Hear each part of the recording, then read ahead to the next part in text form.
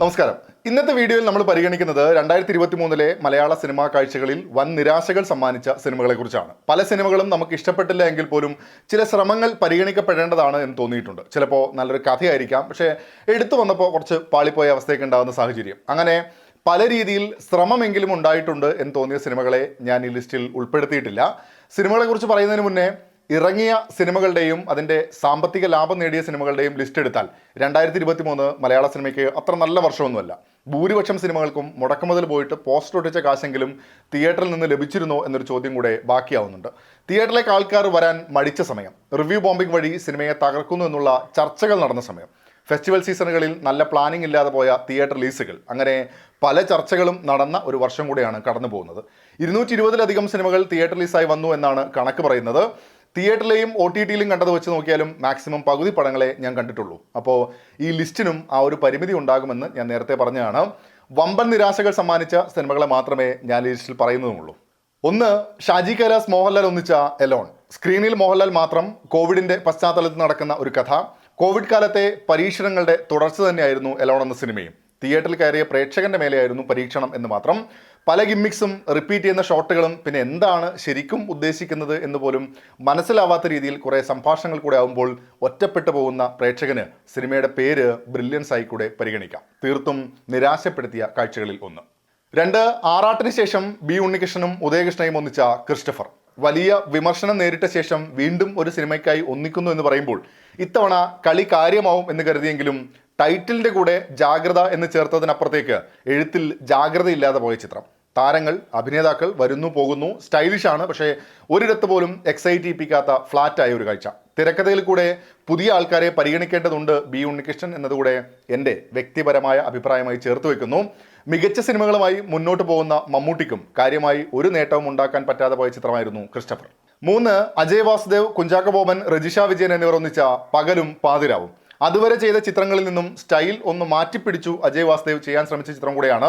പകലിലും പാതിരാവിലും സ്ലോ മോഷന്റെ അയ്യരുകളി, മികവിലെത്താതെ പോകുന്ന പ്രകടനം, പ്രേക്ഷകന്റെ ക്ഷമ പരീക്ഷിക്കുന്ന അവതരണം, ആവർത്തിക്കുന്ന ഗുരു സോമസുന്ദരം. കന്നഡയിൽ ഹിറ്റായ, ചർച്ച ചെയ്യപ്പെട്ട, അവാർഡ് നേടിയ ഒരു ചിത്രത്തിന്റെ റീമേക്ക് ആയിരുന്നുവെങ്കിലും ഇവിടെ തീർത്തും ശോകമായി അനുഭവപ്പെട്ട ചലച്ചിത്രമായിരുന്നു പകലും പാതിരാവും.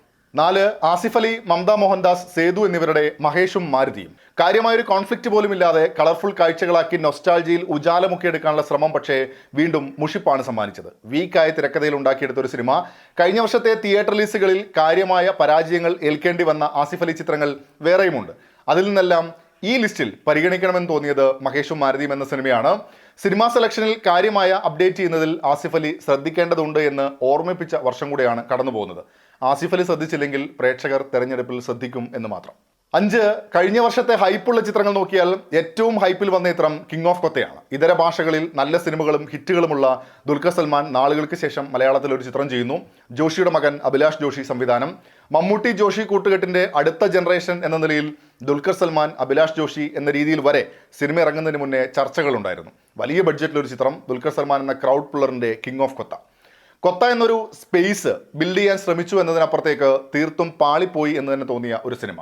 കഥാപാത്രങ്ങൾ വരുന്നു പോകുന്നു, ദയനീയമായ ഡയലോഗ്സ്. ഒരുപക്ഷെ ആ സിനിമ ഇത്രയും മോശമായി ഫീൽ ചെയ്യാൻ ഏറ്റവും പ്രധാനപ്പെട്ട കാര്യമായി എനിക്ക് തോന്നുന്നത് സംഭാഷണങ്ങൾ തന്നെയാണ്.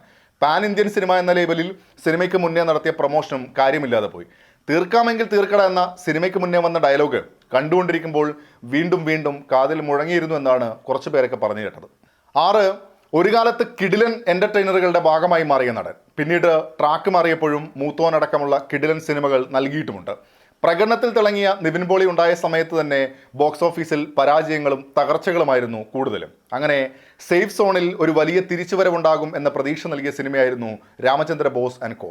ഇതിനു മുന്നേ ഹനീഫ് അദേനിയുമായി ഒന്നിച്ച മിഖായൽ കാര്യമായ ചലനമുണ്ടാക്കാതെ പോയിടത്തു നിന്നും വർഷങ്ങൾക്ക് ശേഷം നിവിൻ പോളിയുടെ ഒരു തിരിച്ചുവരവ് പ്രതീക്ഷിച്ചുവെങ്കിലും അതിനെല്ലാം തകർത്തെറിഞ്ഞ അനുഭവം. സെന്റിമെന്റ്സും ത്രില്ലും തമാശയും ഒക്കെ കൊണ്ടുവരാനുള്ള ഒരു സ്പേസ് ക്രിയേറ്റ് ചെയ്യുന്നു. പക്ഷേ 1, 2 ഇടത്ത് ചിരിക്കാൻ സാധിച്ചു എന്നതിനപ്പുറം മുഷിപ്പിച്ച കാഴ്ചയായിരുന്നു രാമചന്ദ്ര ബോസ് ആൻഡ് കോ. 7, ആദ്യ സിനിമ തന്നെ ഹിറ്റാക്കിയ സംവിധായകൻ. ആദ്യത്തെ നായകനെ വെച്ച് തന്നെ വീണ്ടും ഒരു ചിത്രം. എഴുതുന്നത് ഉദയകൃഷ്ണയാണ് എന്നത് പിറകോട്ട് വലിച്ച കാര്യമായിരുന്നു എന്നതിൽ തർക്കമൊന്നുമില്ല. ഉദയകൃഷ്ണ എന്നത് ഒരു ബ്രാൻഡ് നെയിമായി തന്നെ ആഘോഷിക്കുന്നുണ്ട്. മാസ് സിനിമകളുടെ എഴുത്തുകാരൻ എന്ന നിലയിൽ ആഘോഷിക്കുന്നുണ്ട് എന്നതിനപ്പുറത്തേക്ക് അദ്ദേഹം തിരക്കഥ എഴുതിയ അവസാനം വന്ന സിനിമകൾ എത്ര എണ്ണം കൊള്ളാമെന്ന് തോന്നിയിട്ടുണ്ട്. അതുകൊണ്ട് തന്നെ തിരക്കഥാകൃത്തിനപ്പുറത്തേക്ക് പ്രതീക്ഷകൾ നൽകിയ കുറച്ച് പേരുകൾ ഉണ്ടായിരുന്നു. അത് വെച്ച് തന്നെയാണ് ബാന്ദ്രയ്ക്ക് കയറിയത്. എങ്കിലും കാര്യമായി ഒന്നും ഉണ്ടായില്ല. മാസും ആക്ഷനും പ്രണയവും ത്രില്ലുമൊക്കെ ഉണ്ട് എന്ന് വേണമെങ്കിൽ സൈഡിൽ എഴുതി കാണിക്കാം എന്നല്ലാതെ കാഴ്ചകളിൽ ലഭിക്കുന്നുമില്ല. ഇറങ്ങുന്ന സിനിമകൾ കാണുക എന്നതും ഒരു കാര്യമാണ്. കഥയിലും മേക്കിങ്ങിലുമൊക്കെ വന്ന മുന്നേറ്റങ്ങൾ കാണാൻ സാധിക്കും. അത്തരം മാറ്റങ്ങൾ ഒന്നും ഇല്ലാതെ വന്ന ഒരു സിനിമ കൂടെയായിട്ടാണ് ബാന്ദ്ര അനുഭവപ്പെട്ടത്. പഴയ കാലത്തെ കഥയാണ് പറയുന്നത്, പക്ഷേ അത് കാണുന്നത് ഈ കാലത്തെ പ്രേക്ഷകരാണ് എന്നുള്ളതെങ്കിലും പരിഗണിക്കാമായിരുന്നു. വലിയ നിരാശ സമ്മാനിച്ച ചിത്രങ്ങൾ ഈ പറഞ്ഞത് തന്നെയാണ്. ഏതെങ്കിലും രീതിയിൽ ഒരു പ്രതീക്ഷ റിലീസിന് മുന്നേ നൽകുകയും ആ പ്രതീക്ഷയുടെ 7 അയലത്ത് പോലും എത്താതെ പോകുന്ന കാഴ്ച അനുഭവം എന്ന് വേണമെങ്കിൽ ചുരുക്കി പറയാം. നമ്മൾ മൊത്തം ലിസ്റ്റ് നോക്കിക്കഴിഞ്ഞാൽ വേറെയും ചിത്രങ്ങൾ ഇതുപോലെ നിരാശപ്പെടുത്തിയിട്ടുണ്ട്. എങ്കിലും വലിയ പ്രതീക്ഷയോടെയല്ല ആ ചിത്രങ്ങൾ എന്നെ തിയേറ്ററിലേക്ക് നയിച്ചത് എന്നൊരു കാര്യം കൂടിയുണ്ട്. നേരത്തെ സൂചിപ്പിച്ച പോലെ സിനിമകൾ ഏറെ വരുന്നുണ്ട് എന്നല്ലാതെ എല്ലാം കാണാനുള്ള സമയവും സാഹചര്യവും ലഭിക്കുന്നില്ല എന്നതും വിഷയമാണ്. നിങ്ങളുടെ അഭിപ്രായത്തിൽ വലിയ നിരാശകൾ സമ്മാനിച്ച കഴിഞ്ഞ വർഷത്തെ സിനിമകൾ ഏതൊക്കെയാണ് എന്നുള്ളത് കമൻറ്റ് ബോക്സിൽ പങ്കുവെക്കുന്നു വരുന്നു. മറ്റൊരു വീഡിയോ ആയിട്ട് നമുക്ക് വീണ്ടും കാണാം. അതുവരേക്കും ടേക്ക് കെയർ, ബൈ ബൈ.